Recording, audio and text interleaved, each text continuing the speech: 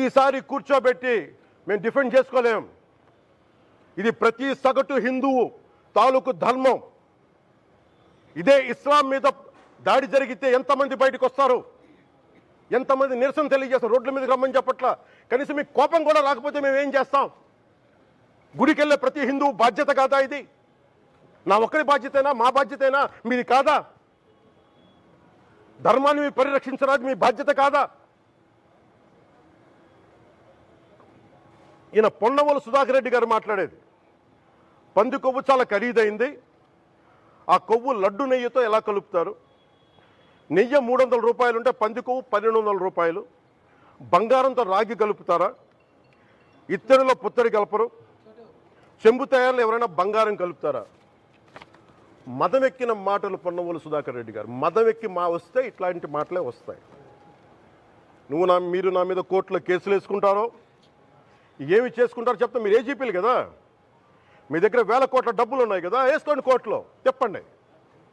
సనాతన ధర్మానికి నోటికొచ్చినట్టు మాట్లాడితే మిమ్మల్ని అందరినీ రోడ్ల మీదకి లాగుతాం, గుర్తుపెట్టుకోండి. తప్పు జరిగింది, ప్రాయశ్చిత్తం చేసుకోండి, లేదంటే మౌనంగా మాట్లాడకుండా ఉండండి అంతే. మా మనోభావాలు ఇంకా రెచ్చగొట్టేలా మాట్లాడద్దు. భూమన కరుణాకర్ రెడ్డి గారు మాట్లాడతాను నేను వెళ్ళి హై డ్రామా, రాజకీయ మనసు ఉన్న వాళ్ళు అత్యంత దారుణంగా ప్రవర్తిస్తున్నారండి. లడ్డు కలుషితమైంది అంటున్నారు. కల్తీ నెయ్యితో తప్పు చేసి ఉంటే సర్వనాశనం అయిపోతాం, రక్తం కక్కుని చచ్చిపోతాం. మీ నాశనం మొదలైంది. రెండోది, అది భగవంతుడికి వదిలేస్తున్నాను. వైవి సుబ్బారెడ్డి గారు విచారణకి రావాలంటే రికార్డులు ఆయనకి ఇవ్వాలంట. మీరు ప్రభుత్వంలో రికార్డులు మాకు ఇచ్చారా? మాకు ఏం మాట్లాడుతున్నారు మీరు? మీరు కూడా విచారణకు సిద్ధంగా అండి. అసలు ఈవో ధర్మారెడ్డి గారు, ఆ మనిషి గాయబ్. ఈరోజు దాకా లేడు ఆయన, ఈరోజు దాకా మళ్ళీ కనిపించలా. ధర్మారెడ్డి గారు, నేను మిమ్మల్ని చూశాను ఆ రోజున. నేను దర్శనానికి వచ్చినప్పుడు మీరు అందరూ ఎలా ప్రవర్తించారో నాకు తెలుసు, నేను చూశా. తిరుమలని ఇష్టారాజ్యంగా చేశారు, అది వ్యాపార కేంద్రంగా చేశారు, ఆధ్యాత్మిక కేంద్రం నుంచి పర్యాటక కేంద్రంగా చేశారు అది. ఇదే మీరు మక్కాకి వెళ్తే ఇలాగే ప్రవర్తిస్తారా? మీరు ఒకసారి మక్కాను చూసి నేర్చుకోండి. ఇస్లాంని పాటించే ప్రతి ముస్లిం ఎంత పవిత్రంగా పాటిస్తాడో చూడండి. అక్కడ అథారిటీస్ని అడగండి. ఒక చిన్నపాటి మస్జిద్కి వెళ్తే ఎంత పవిత్రంగా చూసుకుంటారో చూడండి. ధర్మారెడ్డి గారు, మీరు హిందువులా? మీ ఇష్టానికి మీరు చేసేసుకుంటారా? మీ బిడ్డ చనిపోయాడు, చనిపోయిన కనీసం 11 రోజులు లోపలికి రాకూడదండి, ఈ లోపల వచ్చేస్తారా మీరు? మేము మర్చిపోయామనుకుంటున్నారా? ఆగమ శాస్త్రం చెప్పింది మీకు ఇదేనా? అంటే గవర్నమెంట్ ఉద్యోగులు అయితే ప్రభుత్వం మీ నియమిస్తే మీ ఇష్టానికి చేసేసుకుంటారా? మాకు బాధలు ఉండవనుకుంటున్నారా? ఇదే మీరు ఒక ఇస్లాంకి చేస్తే అపచారం జరిగితే మీరు ఏం చేస్తారు? బయట రోడ్ల మీదకి వచ్చి మీరు కూర్చోబెట్టి దాన్ని పొలిటికలైజ్ చేస్తారు. మీరు పొలిటికలైజ్ చేస్తారు. నేను నిజంగా చెప్తున్నా, జగన్మోహన్ గారికి కూడా చెప్తున్నా, మీరే కనుక, నేనే కనుక సనాతన ధర్మం మీద పోరాటం చేయాలని నన్ను ఆపేవాళ్ళు ఎవరు లేరు ఈ దేశంలో, గుర్తుపెట్టుకోండి. నేను కనుక సనాతన ధర్మం కోసం నేను పోరాటం చేస్తే చచ్చిపోవడానికి సిద్ధం నేను. కానీ నేను అక్కడి దాకా తీసుకెళ్ళిన విషయాలు, దానికి నిదర్శనమే రామతీర్థాస్, రాముల వారి విగ్రహం శిరిచ్ఛేదం జరిగినప్పుడు ఒక్క మాట మాట్లాడకుండా చెప్పి కూర్చున్నాను. ఆ తెలివితేట లేక మీ ప్రభుత్వాన్ని కిందకి తీసుకొచ్చి అధాపాతాలను తొక్కిన మేము మాకు శక్తి లేదనుకుంటున్నావా? ఉండవనుకుంటున్నావా? కానీ మేము సమాజాన్ని కలిపి ఉంచాలని వ్యక్తులం తప్ప విడగొట్టాలని వ్యక్తులం కాదు మేము. జగన్మోహన్ రెడ్డి గారు ఇబ్బంది పెట్టాలి రాజకీయంగా అని చెప్పి ప్రత్యక్షంగా కలియుగ దైవమైనటువంటి వెంకటేశ్వర స్వామినే, ఆయన ప్రసాదాన్నే రాజకీయాల్లోకి లాక్కొచ్చేసినటువంటి దుర్మార్గమైనటువంటి వ్యక్తి చంద్రబాబు నాయుడు. ఈరోజు ఇటువంటి దుర్మార్గం చేసి ఆలయ ప్రతిష్టని, వెంకటేశ్వర స్వామి విశిష్టతని దెబ్బతీసినటువంటి ఈ చంద్రబాబు నాయుడు గారికి బుద్ధి రావాలని చెప్పి, దీనిలో ఎటువంటి తప్పు జరగలేదన్నది ప్రజలకి తెలవాలని చెప్పి 1కి 10 సార్లు చెబుతున్నాం. ఎందుకంటే ఆ ప్రసాదం సేవించినటువంటి ఏ భక్తుడు కూడా కల్తీ ప్రసాదాన్ని తీసుకోవాలా, అక్కడ రిజెక్ట్ అవుతుంది. మొన్న వచ్చినటువంటి వెహికల్ కూడా, ఆయన ముఖ్యమంత్రిగా ఉండగా వచ్చినటువంటి వెహికల్ కూడా రిజెక్ట్ అయ్యి వెనక్కి వెళ్ళింది, అది వాడలా. అటువంటి పొరపాటు తిరుమల తిరుపతి దేవస్థానంలో జరగడానికి అవకాశం ఉంటుందో అక్కడ ఉన్నటువంటి బోర్డు కానీ అక్కడ ఉన్నటువంటి ల్యాబులు కానీ అక్కడ ఉన్నటువంటి ఉద్యోగులు కానీ ప్రతి వస్తువుని టెస్ట్ చేసే లోపలికి అనుమతి ఇచ్చేటువంటి పరిస్థితి ఉంటుంది.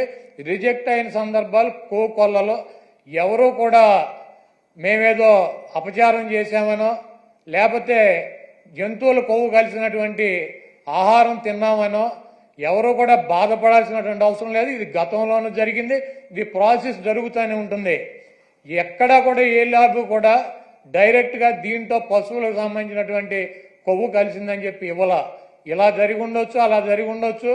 దీని మీద ఇంకా క్షుణ్ణంగా పరిశీలించాలని చెప్తే ఆ పనికిమాలిన రిపోర్ట్ ఒకటి తీసుకొచ్చి ఇది జరిగిపోయింది, తినేశారు, వండేశారు, స్వామికి పెట్టేశారు అని చెప్పి ఒక దేవుణ్ణి అడ్డం పెట్టుకుని రాజకీయాలు చేయడానికి దిగజారిపోయినటువంటి వ్యక్తుల్ని ఏమనాలి? ఇటువంటి వ్యక్తి ఈ రాష్ట్రానికి ముఖ్యమంత్రి. అంత ప్రతిష్ట కలిగినటువంటి గుడిని, అన్ని మహిమలు కలిగినటువంటి ఆ స్వామిని రాజకీయాల కోసం ఎవడన్నా అన్నం తినేవాడు బజారు లాగుతాడా? చంద్రబాబు నాయుడు భక్తుడా? నాకు 50 సంవత్సరాలు 40 సార్లు నేను తిరుపతి వెళ్ళా, 20 సార్లు గుండు కొట్టించుకున్నా, 15 సార్లు కింద నుంచి నడిచి వెళ్ళా. ప్రతి సంవత్సరం వెళ్తా. చంద్రబాబు నాయుడు ఎన్నిసార్లు గుండు కొట్టించుకున్నాడు అక్కడికి వెళ్ళి? వెంకటేశ్వర స్వామికి ఇష్టమైనది ఏంటి?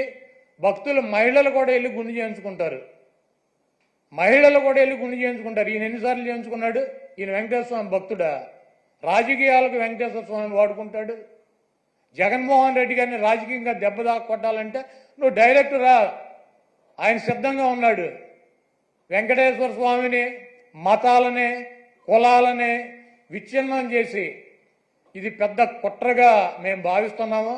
దీని మీద ఎటువంటి ఎంక్వైరీ అయినా సిద్ధంగా ఉన్నామని చెప్పి జగన్మోహన్ రెడ్డి గారు సుప్రీంకోర్టు న్యాయమూర్తికి, ప్రధాన న్యాయమూర్తికి లేఖ రాశారు. అదేవిధంగా ప్రధానమంత్రికి లెటర్ రాశారు. మీరు ఎటువంటి విచారణ జరిపినా వైఎస్ఆర్ కాంగ్రెస్ పార్టీ మేము సిద్ధంగా ఉన్నామని చెప్తే సిట్ అని చెప్పి ఈయన సిట్ అంటే కూర్చునేవాడు, స్టాండ్ అంటే నుంచునేవాడు ఒక ఆఫీసర్ని వేశాడు. ఏం రాస్తాడు? లోకేష్ దగ్గరికి ఈయన దగ్గరికి వెళ్ళి ఏం రాయమంటారు సార్ అని చెప్పి అడిగి రాస్తారా సిట్ రిపోర్టు? మీకు దమ్ముంటే సుప్రీంకోర్టు ప్రధాన న్యాయమూర్తితో విచారణ జరిపించండి, లేకపోతే సిబిఐతో విచారణ జరిపించండి.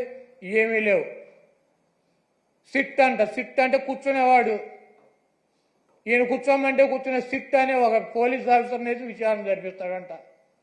ఇంకా పైన చెబుతాడు మక్కలు ఇరక్కొడతా. ఎవడ మక్కలు ఇరక్కొడతాడు? కాకినాడ ఎమ్మెల్యే ఒక ఎస్సీ ఒక కాలేజీ ప్రొఫెసర్ని మక్కలు ఇరక్కొట్టాడు. నువ్వేం చేసావు? ఎమ్మెల్యే మక్కలు ఇరక్కొట్టావా?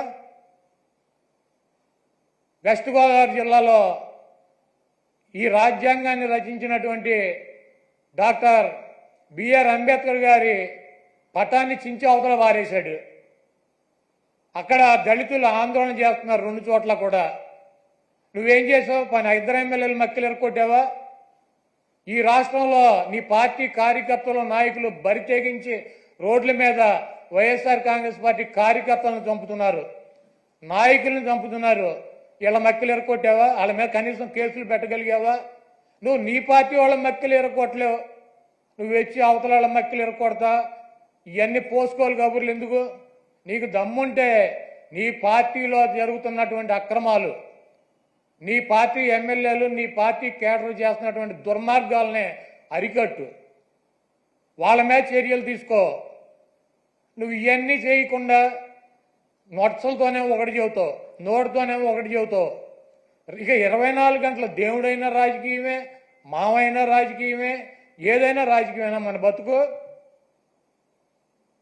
కాబట్టి చంద్రబాబు నాయుడు చేసినటువంటి ఈ దుర్మార్గానికి, వెంకటేశ్వర స్వామి మీద, ఆయన ప్రసాదం మీద జరిగినటువంటి బురదకి ఆ స్వామిని క్షమించమని చెప్పి ఈ చేసినటువంటి చంద్రబాబు చేసినటువంటి ఈ దుర్మార్గానికి, ఈ పాపానికి ఏమన్నా శిక్ష వేస్తే ఆయనకి వేయండి, కానీ ఈ రాష్ట్ర ప్రజలకు కానీ దీంట్లో తెలవక ఎవరన్నా సమిధులైతే వాళ్ళని వదిలేయమని చెప్పి 28వ తారీఖున వైఎస్ఆర్ కాంగ్రెస్ పార్టీ నాయకులు కార్యకర్తలు అదేవిధంగా ఆ వెంకటేశ్వర స్వామి భక్తులు మీకు అందుబాటులో ఉన్నటువంటి దేవాలయాల్లో పూజలు చేసి చంద్రబాబు చేసినటువంటి ఈ పాపాలకి, చంద్రబాబు చేసినటువంటి ఈ దుర్మార్గానికి, చంద్రబాబు దిగజారిపోయినటువంటి ఈ దిగజారుడుతనానికి ప్రత్యాత్తాపంగా మేమందరం కూడా ఈ రాష్ట్రం సౌభాగ్యంగా ఉండాలని చెప్పి వెంకటేశ్వర స్వామికి కానీ వెంకటేశ్వర స్వామి ప్రసాదానికి కానీ ఎవరూ కూడా హాని చేయలేరు. అది చెయ్యాలన్నటువంటి తలంపు వచ్చినా కూడా, చెయ్యవసరంలో తలంపు వచ్చినా కూడా ఆ స్వామి చంద్రబాబు కన్నా మహిమ ఉన్నవాడు, చంద్రబాబు కన్నా ఎక్కువ అధికారం ఉన్నవాడు. చంద్రబాబు లాంటి 1,00,000 మంది చంద్రబాబులను కూడా వెంకటేశ్వర స్వామిని కన్నెత్తి కూడా చూడలేనటువంటి శక్తి సామర్థ్యాలు ఉన్న ఆయన తప్పు ఈ కార్యక్రమంలో ఆయన పేరు అడ్డం పెట్టుకుని ఎవరైతే ఈ దుర్మార్గానికి పాల్పడ్డారో ఆ దేవుడే, ఆ వెంకటేశ్వర స్వామి ఆ వ్యక్తి మక్కిలెరకొట్టి ఒక మూల కూర్చోబెట్టే పరిస్థితి త్వరలోనే